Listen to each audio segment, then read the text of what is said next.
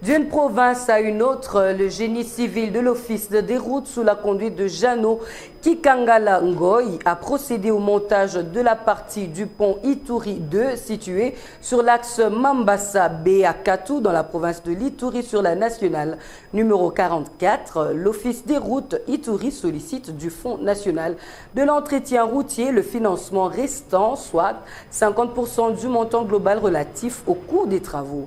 Antimos Mundukumbo nous en dit plus.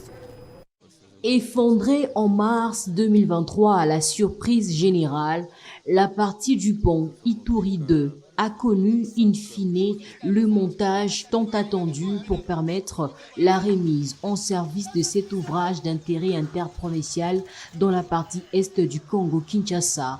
Comme il fallait s'y attendre, c'est avec immense joie que les populations de Mambasa et de l'Ituri en général ont vu au four et au moulin le génie civil de l'Office des routes procéder au montage de la dite partie du pont.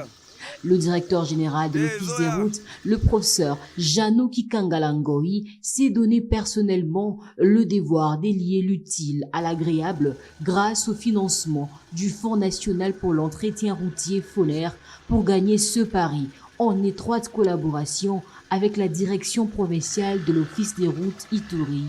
Loin de minimiser les défis de plusieurs ordres, il est à noter que la ferme volonté du président de la République, celle de désenclaver le Congo profond, traduit le succès de l'action du gouvernement de Warrior dirigé par le Premier ministre Jean-Michel Sama Lukonde Kyenge.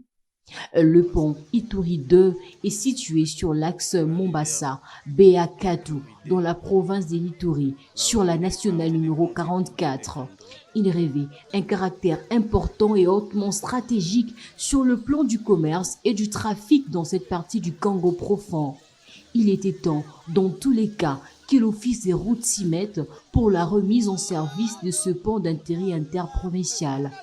Il ressort que la direction provinciale de l'Office des routes Ituri sollicite du FONER le financement restant, soit 50% du montant global relatif au coût des travaux, de manière à finir complètement tous les travaux du génie civil qui en découlent.